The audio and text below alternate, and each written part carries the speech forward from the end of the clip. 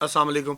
अच्छा जी, ਜਦੋਂ ਦੇ ਹੈਲਮਟ ਦੇ ਚਲਾਨ ਸ਼ੁਰੂ ਹੋਏ ਆ ਨਾ, ਲੋਕਾਂ ਦਾ ਨਾ ਮਿਰਚ ਮਸਾਲੇ ਵਾਲਾ ਜਿਹੜਾ ਰੱਦੇ ਅਮਲ ਆ ਨਾ ਉਹ ਸਾਹਮਣੇ ਆ ਰਿਹਾ ਵਾ। ਕੋਈ ਤਾਂ ਸੁੱਤੇ ਪਏ ਜਿਹੜੇ ਆ ਉਹ ਹੈਲਮਟ ਪਾ ਕੇ ਸੁੱਤੇ ਆ ਕਿ ਇੰਨੀ ਖਿਲਾਫਵਰਜ਼ੀ ਹੋ ਗਈ ਆ ਕਿ ਕੋਈ ਪਤਾ ਨਹੀਂ ਘਰ ਆ ਕੇ ਵੀ ਟ੍ਰੈਫਿਕ ਵਾਲੇ ਸਾਡਾ ਚਲਾਨ ਕਰ ਜਾਣ। ਲੇਕਿਨ ਕੋਈ ਬੰਦੇ ਇਦਾਂ ਦੀਆਂ ਗੱਲਾਂ ਲਿਖਦੇ ਆ, ਤੁਸੀਂ ਯਕੀਨ ਕਰੋ ਕਿ ਬੰਦਾ ਨਾ ਚਕਰਾ ਕੇ ਰਹਿ ਜਾਂਦਾ ਵਾ। ਇੱਕ ਬੰਦੇ ਨੇ ਲਿਖਿਆ ਜੀ, ਆਮ ਆਦਮੀ ਅਗਰ ਟ੍ਰੈਫਿਕ ਦੀ ਖਿਲਾਫਵਰਜ਼ੀ ਕਰਦਾ ਨਾ ਉਹਦਾ 2000 ਰੁਪਏ ਦਾ ਨੁਕਸਾਨ ਆ। ਇੱਕ ਬੰਦਾ ਅਰਬਾਂ ਰੁਪਇਆਂ ਦੀ ਕਰਪਸ਼ਨ ਕਰਦਾ ਵਾ ਤੇ ਉਹਨੂੰ ਆਮ ਮਾਫੀ ਹੈ। ਯਾਨੀ ਕਿ ਭਾਈ ਸਾਹਿਬ ਕਹਿਣਾ ਇਹ ਚਾਹ ਰਹੇ ਆ ਕਿ ਅਗਰ ਤੂੰ ਚੋਰੀ ਕੀਤੀ ਹੈ ਨਾ ਤੇ ਚੋਰੀ ਮੈਂ ਵੀ ਕਰਨੀ ਆ, ਮੈਂ ਨਾ ਕੀਤੀ ਤੇ ਮੇਰਾ ਗੁਜ਼ਾਰਾ ਨਹੀਂ ਹੋਇਆ ਨਾ।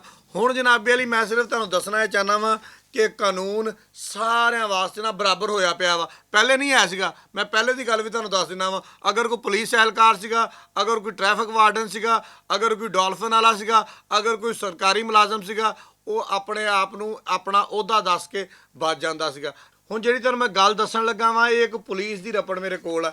ਇਹ ਤੁਸੀਂ ਸੁਣੋਗੇ ਨਾ, ਯਕੀਨ ਕਰੋ ਤੁਸੀਂ ਆਪ ਹੈਰਾਨ ਹੋ ਜਾਓਗੇ ਕਿ ਇਸ ਹੱਦ ਤੱਕ ਕਾਨੂੰਨ ਦੇ ਉੱਪਰ ਅਮਲ ਦਰਾਮਦ ਕਰਵਾਇਆ ਜਾ ਰਿਹਾ ਵਾ। ਔਰ ਇਹ ਬੜਾ ਅੱਛਾ ਇਕਦਾਮ ਆ। ਤੁਸੀਂ ਯਕੀਨ ਕਰੋ ਕਿ ਤੁਸੀਂ ਬਾਹਰਲੇ ਮੁਲਕਾਂ ਦੇ ਵਿੱਚ ਚਲੇ ਜਾਓ ਨਾ, ਸਾਊਦੀਆ ਚਲੇ ਜਾਓ, ਦੁਬਈ ਚਲੇ ਜਾਓ, UK ਚਲੇ ਜਾਓ, USA ਚਲੇ ਜਾਓ, ਉੱਥੇ ਸਿਗਨਲ ਤੋੜਨ ਦਾ ਪਤਾ ਕੀ ਮਤਲਬ ਆ? ਜਿਵੇਂ ਤੁਸੀਂ ਬੰਦਾ ਮਾਰ ਦਿੱਤਾ।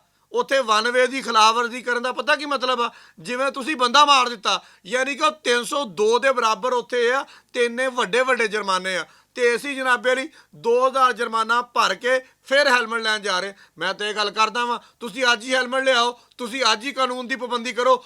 ਅਗਰ ਤੁਹਾਡਾ ਚਲਾਨ ਹੋਏਗਾ ਤੇ ਜਨਾਬ ਅਸੀਂ ਜ਼ਿੰਮੇਵਾਰੀ ਇਸ ਗੱਲ ਦੀ ਪੂਰੀ ਚੱਕਦੇ ਹਾਂ। ਇਹ ਰਪੜ ਪੜ੍ਹ ਲਈਏ ਫਿਰ ਇੱਥੇ ਹੋਰ ਗੱਲਾਂ ਕਰਦੇ ਹਾਂ। ਇਹ ਰਪੜ ਆ ਜੀ ਮੇਰੇ ਕੋਲ ਮੁਜ਼ੱਫਰਗੜ੍ਹ ਦੀ।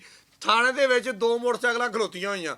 ਇੱਕ ASI ਸਾਹਿਬ ਆਏ ਆ, ਉਹਨੇ ਆ ਕੇ ਵੇਖਿਆ ਵਾ ਕਿ 2 ਮੋਟਰਸਾਈਕਲਾਂ ਦੇ ਨੰਬਰ ਨਹੀਂ ਲੱਗੇ ਹੋਏ। ਉਹਨੇ ਆਪਣੇ ਮੁਨਸ਼ੀ ਨੂੰ ਕਿਹਾ ਵਾ ਕਿ ਇਹ ਮੋਟਰਸਾਈਕਲਾਂ ਕਿਹਦੀਆਂ ਵਾ?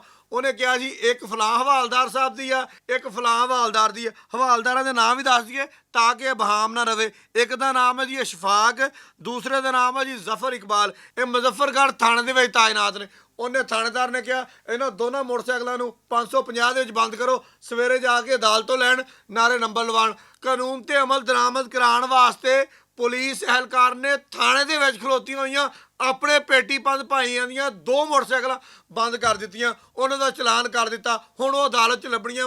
ਹੁਣ ਤੁਸੀਂ ਮੈਨੂੰ ਇਹ ਗੱਲ ਦੱਸੋ, ਇਸ ਤੋਂ ਵੱਧ ਪੰਜਾਬ ਪੁਲਿਸ ਜਾਂ ਵਜ਼ੀਰ ਆਲਾ ਪੰਜਾਬ ਮੁਹਤਰਮਾ ਮਰੀਮ ਨਵਾਜ਼ ਕੀ ਕਰੇ? ਉਹਨੇ ਕਿਹਾ ਥਾਣੇ ਦੇ ਵਿੱਚ ਮੋਟਰਸਾਈਕਲਾਂ ਖਲੋਤੀਆਂ ਉੱਥੇ ਬੰਦ ਕਰ ਦਿਓ।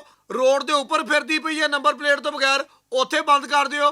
ਵਨ ਵੇ ਦੀ ਖਿਲਾਫ ਵਰਜ਼ੀ ਕਰਦੇ ਪਏ ਆ ਪੁਲਿਸ ਅਹਿਲਕਾਰ, ਉਹਨਾਂ ਨੂੰ ਉੱਥੇ ਬੰਦ ਕਰ ਦਿਓ। ਮਤਲਬ ਪੁਲਿਸ ਅਹਿਲਕਾਰ ਹੋਵੇ ਜਾਂ ਕੋਈ ਆਮ ਸ਼ਹਿਰੀ ਹੋਵੇ ਜਾਂ ਕੋਈ ਵੀ ਬਹੁਤ ਵੱਡਾ ਬਿਜ਼ਨਸਮੈਨ ਹੋਵੇ, ਕਾਨੂੰਨ ਦੀ ਨਜ਼ਰ ਦੇ ਵਿੱਚ ਹੁਣ ਸਾਰੇ ਬਰਾਬਰ ਆ। ਮਤਲਬ ਅਸੀਂ ਜਾ ਰਹੇ ਹੌਲੀ ਹੌਲੀ ਤਰੱਕੀ ਯਾਫਤਾ ਮੁਲਕਾਂ ਨੂੰ। ਜਿੱਦਾਂ ਉਹਨਾਂ ਮੁਲਕਾਂ ਦੇ ਵਿੱਚ ਹੁੰਦਾ ਨਾ, ਜੇ ਕਿਸੇ ਨੇ ਇਸ਼ਾਰਾ ਤੋੜਤਾ, ਚਾਹੇ ਉਹ ਵਜ਼ੀਰ ਆ, ਚਾਹੇ ਕੋਈ ਵਜ਼ੀਰੇ ਵਾਲਾ ਵਾ, ਚਾਹੇ ਕੋਈ ਮਸ਼ੀਰ ਆ, ਚਾਹੇ ਕੋਈ ਡੋਲਫਨ ਵਾਲਾ ਵਾ, ਉਹਨਾਂ ਦਾ ਚਲਾਨ ਪ੍ਰੋਪਰ ਹੋਣਾ ਵਾ। ਤੇ ਮੇਰੇ ਖਿਆਲ ਦੇ ਵਿੱਚ ਅਗਰ ਇੱਕ ਅੱਛੀ ਰਵਾਇਤ ਕਾਇਮ ਹੋ ਰਹੀ ਹੈ ਨਾ, ਸਾਨੂੰ ਇਸ ਰਵਾਇਤ ਨੂੰ ਕਾਇਮ ਰਹਿਣ ਦੇਣਾ ਚਾਹੀਦਾ ਵਾ। ਇਹਦੇ ਉੱਪਰ ਸਖਤੀ ਦੇ ਨਾਲ ਅਮਲ ਦਰਾਮਦ ਕਰਵਾਉਣਾ ਚਾਹੀਦਾ ਵਾ। ਹਾਂ, ਇੱਕ ਗੱਲ ਮੈਂ ਕਹਾਂਗਾ ਕਿ ਬਹੁਤ ਸਾਰੇ ਗਰੀਬ ਲੋਕ ਜਿਹੜੇ ਨੇ ਉਹ ਵੀ ਇਸ ਮਸਲੇ ਦੇ ਵਿੱਚ ਉਲਝੇ ਹੋਏ ਨੇ। ਕੋਈ ਦਹੀਂ ਲੈਣ ਗਿਆ, ਕੋਈ ਆਟਾ ਲੈਣ ਗਿਆ, ਕੋਈ ਮੈਡੀਸਨ ਲੈਣ ਗਿਆ, ਉਹਨਾਂ ਨੂੰ ਵੀ ਹਵਾਲਾਤ ਦੇ ਵਿੱਚ ਬੰਦ ਕਰ ਦਿੱਤਾ। ਮੇਰੇ ਭਾਈ, ਉਹਨਾਂ ਨੇ ਵਨ ਵੇ ਦੀਆਂ ਖਿਲਾਫ ਵਰਜ਼ੀਆਂ ਕੀਤੀਆਂ।